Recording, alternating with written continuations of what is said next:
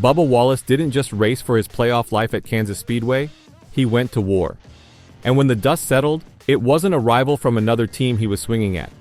It was his own boss, Denny Hamlin, one of the most respected names in NASCAR. But on this day, Bubba called him something no one expected, a bleep douche, and he said it live, with the whole world listening. Let me explain how we got here. Kansas was supposed to be a victory march for Toyota. All eyes were on Hamlin, the team owner and Cup Series veteran, who had been nearly untouchable all day. He led 159 laps, swept both stages, and looked ready to cruise to his 60th career win. Meanwhile, Bubba Wallace, driving for Hamlin's own 2311 racing team, came in desperate. 27 points below the playoff cut line. It was win or bust, no second chances, no saving strategies, just one shot to save his season. But here's where it gets crazy. With 2 laps left in overtime, Wallace had clawed his way into the lead. Through chaos, tire wear, and even handling issues, the number 23 car was out front. The dream was alive. And just behind him, in second place, was his boss, the man who gave him this ride, the man who also just happened to be chasing his own legacy. And then, it happened. Hamlin sent it deep into the corner, deeper than anyone thought possible, so deep that he ran straight up into Bubba's door. The cars slammed side by side. Wallace refused to lift. It was his moment. He wasn't backing down, not even for Hamlin. Both Toyotas lost momentum, and then, out of nowhere, Chase Elliott on 4 fresh tires slid by them both and stole the win in one of the wildest finishes all season.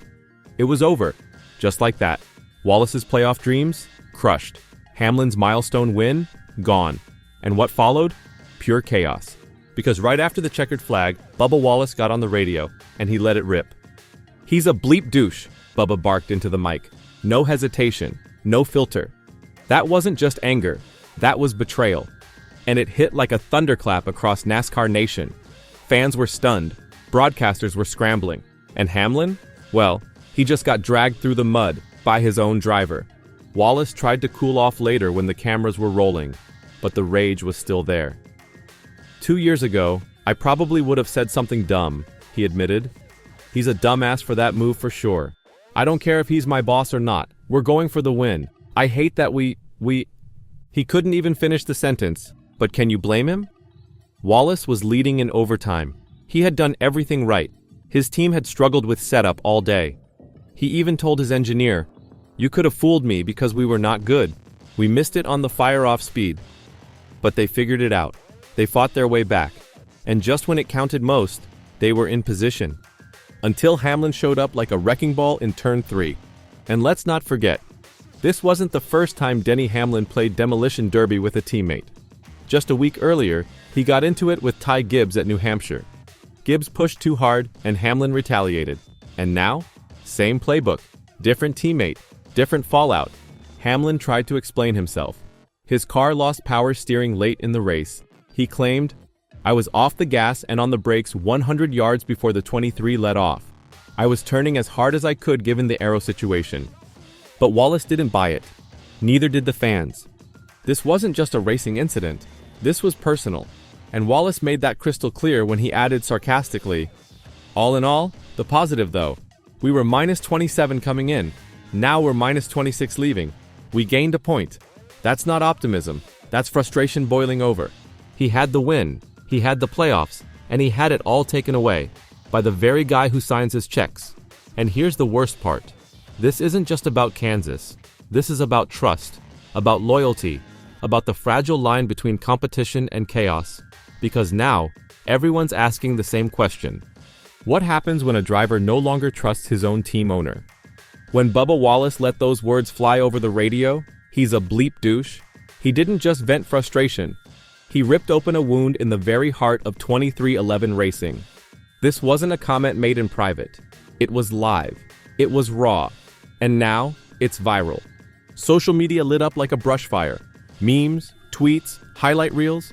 NASCAR fans weren't just watching a race anymore. They were witnessing a feud erupt between driver and owner, teammate and team leader.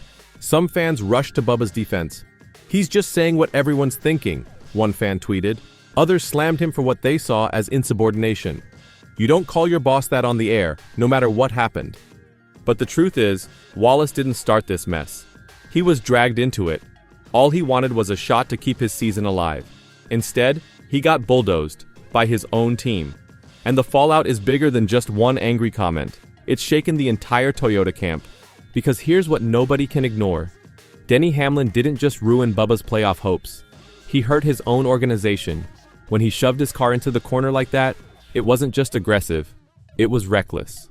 He made a choice. And that choice had consequences. Chase Elliott took full advantage. He started 10th on the restart. He saw the door open when Wallace and Hamlin collided, and he didn't blink. "I was just trying to put myself in position," Elliott said. And when it mattered most, he grabbed the win and the playoff ticket. That should have been Bubba's. Let that sink in. One bad move didn't just cost Wallace a race. It flipped the entire playoff picture. With that loss, Wallace now sits 10th in the standings, 26 points below the cut line. He goes into Charlotte basically needing a miracle. A road course win, against drivers who live for road courses. And all because his own boss couldn't back down for 2 more corners. Meanwhile, Hamlin?